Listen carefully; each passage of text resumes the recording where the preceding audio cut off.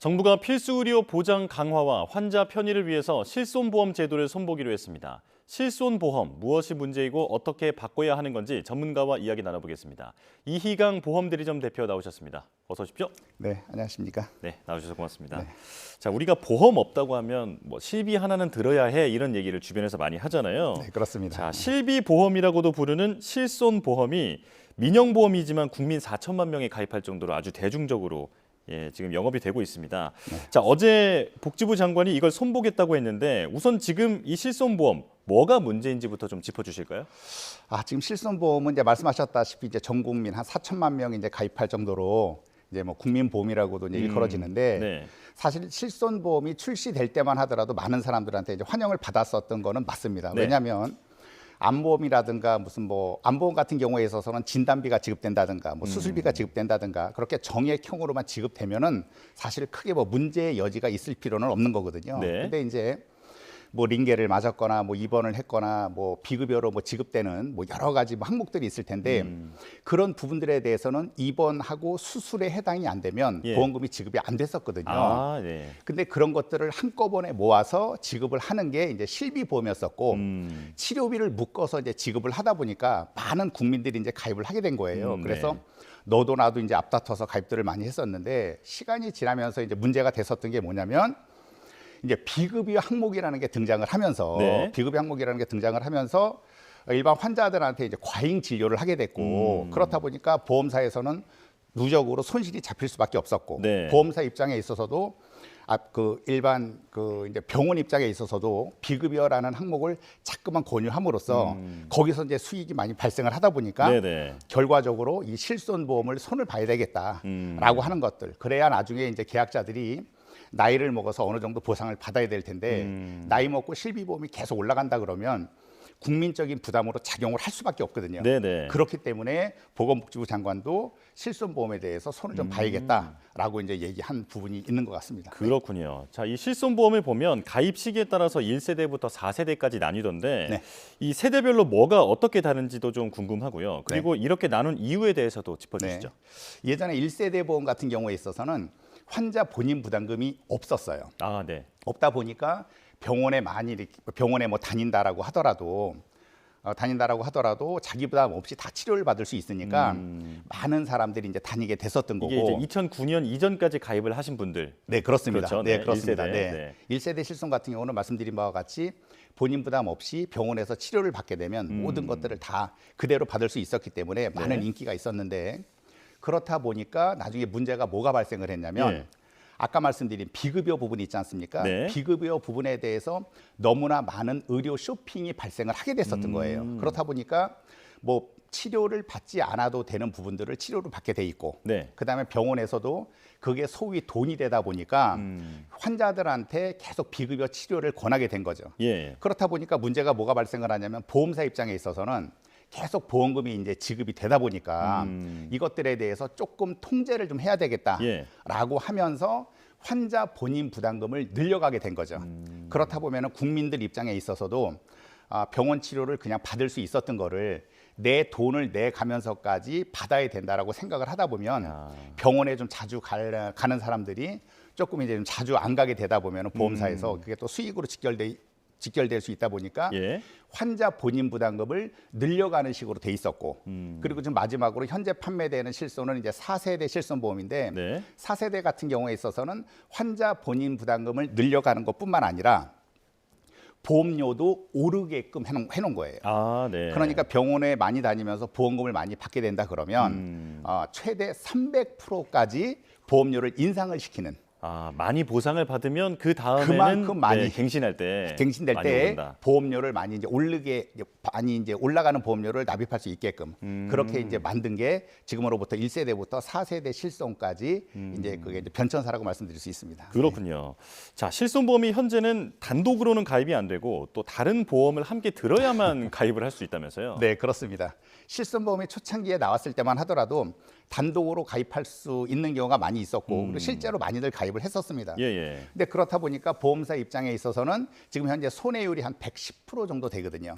그러니까 쉽게 말씀을 드리자면 보험료로 한 1,000원 정도를 냈다 그러면 보험금으로 1,100원을 지금 받아가는 팔수록 손해네요. 팔수록 손해다 보니까 예. 보험사 입장에 있어서는 어찌됐건 뭐 이익을 중시하는 회사 아니겠습니까? 네네. 그렇다 보니까 실제로 돈이 되는 무슨 뭐 암보험이라든가 뭐 건강보험이라든가 뭐 운전자 보험이라든가 이런 부분들에 대해서 같이 어쩔 수 없이 끼워 팔기로 되는 그런 경우들이 생겼고 예. 실비 같은 경우는 이제 도수치료 같은 경우에 네. 도수치료 같은 경우에 있어서는 현재 1년 기준으로 지금 1조 원이 넘게 지급되고 있습니다. 지금 저기 그래프에도 나오지만 1조 2,883억 원. 엄청난 규모입니다. 예. 네, 도수치료가 이제 뭐 얼마만큼 뭐 보험금을 받겠어라고 생각하지만 예, 예. 전 국민을 상대로 한다 그러면 지금처럼 1조 원이 넘는 금액이 지금 지급되고 있기 때문에 그 부분들에 대해서는 당연히 보험사 입장에 있어서는 손해를 줄여야 되는 거고 네. 줄이다 보니까 암보험이라든가 뭐 건강보험이라든가 뭐 사망보험금이라든가 이런 쪽으로 해서 같이 끼워 팔기 식으로 지금은 진행되고 있는 겁니다. 그렇군요. 네, 그렇습니다. 네. 네. 자, 이제 보험사 손해가 발생하는 그 이유 중에 하나로 좀 도수치료도 좀 말씀해 주셨는데 이렇게 보험사의 손해율이 올라가면 결국 가입자의 보험료는 오르게 되는 거겠죠? 그렇습니다. 네. 그러니까 일반 우리가 얘기하는 이제 그 건강보험 있지 않습니까? 네네. 건강보험 같은 경우에 있어서는 뭐 재산이라든가 소득이라든가 이런 것들에 의해서 보험료가 결정이 나지만 이런 민영보험, 실손보험 같은 경우에 있어서는 이런 식으로 결정이 나는 게 아니라 그 사람의 이제 뭐 나이라든가 뭐 위험률이라든가 아니면 네. 직업이라든가 이런 것들에 대해서 그것들에 의해서 보험료가 결정이 나다 보니까 일반 이제 계약자들이 봤을 때는 처음에는 보험료를 이제 싸게 이제 납입을 했다가 예. 나중에 이제 보험료가 올라가게 되면은 나이 들어서 보장을 받아야 됨에도 불구하고 보험료가 이제 올라가니까 그때 많은 보험료를 이제 납입하게 돼서 예, 예. 실제적으로 혜택이라는 부분이 오히려 적어지게 되는 그런 경우들이 많이 생기는 겁니다. 그렇습니다. 예, 예. 네. 이게 또 보면 그 인상률이 내가 100%였다, 130%였다 이렇게 말씀하신 분들도 있거든요. 네. 이분들은 갱신 주기에 한 번에 그 인상률이 몰아서 이렇게 지금 반영이 돼서 그렇게 나온 건가요? 예, 그렇습니다. 그러니까 예전 보험 같은 경우에 예전 실비 같은 경우에 있어서는 5년 단위 갱신이기 때문에 예. 일단 보험료가 5년에 한꺼번에 올라가는 구조고 지금 같은 경우에 있어서는 1년에 한 번씩 올라가는 구조이기 때문에 예. 오히려 지금 같은 경우는 보험료가 1년마다 올라가다 보니까 조금 자주 올라가는 거 아니냐라고 이렇게 생각들을 많이 하시는데 예전 보험을 5년치를 한꺼번에 몰아서 훨씬 더 많이 올리기 때문에 오히려 예전 보험 같은 경우에 있어서는 오히려 그 고객들한테 더 예. 부담스럽게 더 다가올 수 있다는 이제 그렇게 생각하시면 네네. 됩니다. 네. 자, 이 납부서를 보고서 깜짝 놀란 분들이 많을 것 같습니다. 네. 자, 그리고 이제 실손보험을 겨냥한 어떤 그 과잉 진료에 대해서는 도수치료를 예시로 해서 또 설명을 네, 해주셨는데 그렇습니다. 네. 보험 사기도 일어나고 있잖아요. 네, 어떤 사례가 있습니까? 네, 보험 사기 같은 경우가 이제 최근에 이제 문제화 많이 되는데 아까 말씀드렸던 뭐 도수 치료라든가 예. 최근에 만약 이번에 이제 뭐 대법원 판례까지 뭐 나오기는 했지만 네. 백내장 수술 같은 경우에 있어서 네. 백내장 수술을 이제 환자 본인이 하기보다는 중간에 브로커하고 결탁되는 경우들이 많이 있었어요. 예. 그러니까 백내장 실제 수술이 필요하지 않음에도 불구하고 백내장 수술을 하게끔 브로커가 이제 연결만 해주면 네. 병원 치료비에 있어서 뭐 20에서 30%를 받게 되는 경우도 있었고 실제 예. 그걸로 인해서 형사처벌을 받은 브로커들이 실제로 있었기 때문에 네. 그래서 보험 사기가 많이 이루어지지 않았나 그런 생각이 듭니다. 네. 예. 그러니까 꼭 필요한 치료가 아니더라도 이걸 이제 브로커를 통해서 데리고 와서 치료를 네. 하면서 여러 가지 비급여 항목을 집어넣는 거죠. 그렇습니다. 네네. 그렇다 보니까 보험금이 너무나 많이 지급되다 보니까 일반 보험사에서는 그것들에 의한 손해율이 클 수밖에 없는 거죠. 네. 그렇군요. 자, 말씀을 들어보니까 여러 가지 문제점이 발견이 되는데 그 다른 나라에서는 지금 우리나라 같은 실손보험 제도를 찾아보기가 어렵다면서요?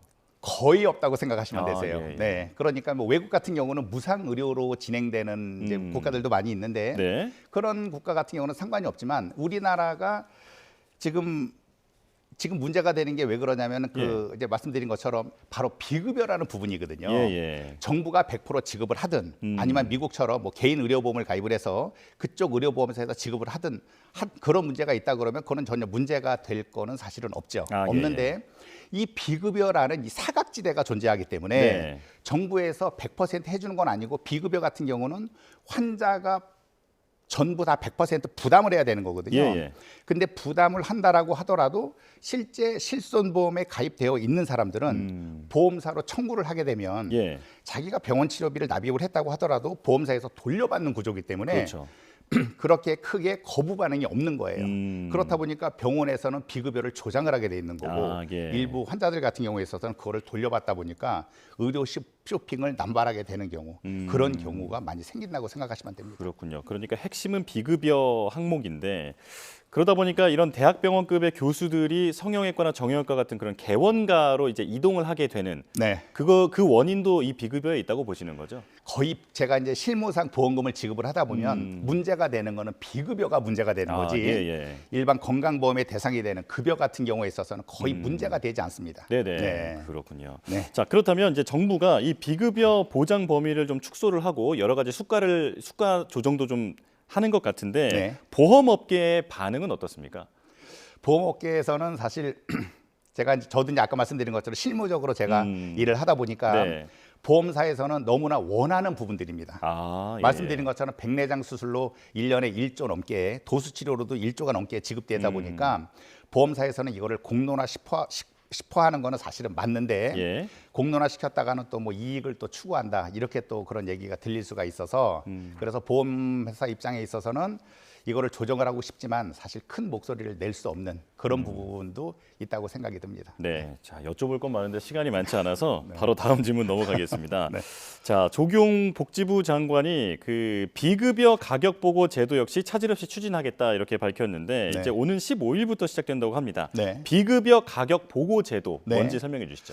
비급여 보고 가격 보고 제도가 아까 이제 말씀드린 것과 약간 유사한 건데 네. 지금 현재 병원 같은 경우에 있어서는 병원에서는 비급여라는 항목을 본인들이 정해놓고 물 한 잔 드시고요. 네.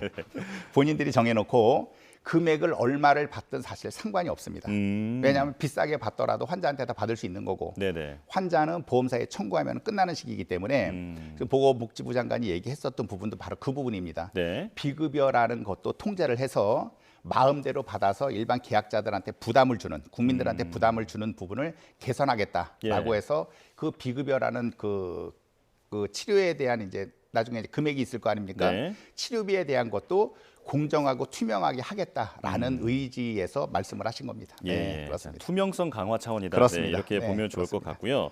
자, 그럼 마지막으로 간단하게 좀 여쭤보겠습니다. 이제 이렇게 변화가 예상되는 상황에서 기존 가입자 그리고 또 새로 가입하려는 분들은 어떻게 대응하는 것이 좋다고 보시는지 네. 조금 짧게 좀 말씀드릴까요? 네. 예, 일단 보험이라는 거는 항상 제가 이제 말씀드리는 부분이 많이 가입해서 나쁠 거는 없어요. 나쁠 거는 없는데 본인한테 불필요한 보험을 가입을 한다든가 뭐 사망보험이 필요 없는데 사망보험을 높여서 가입을 한다든가 그렇게 예. 된다 그러면은 보험료에 대한 부담이 있고 보험료에 대한 부담이 있으면 나중에 유지하기가 힘들기 때문에 예. 본인이 납입할 수 있는 한도 내에서 끝까지 유지할 수 있는 보험을 가입하는 게 가장 좋다고 생각합니다.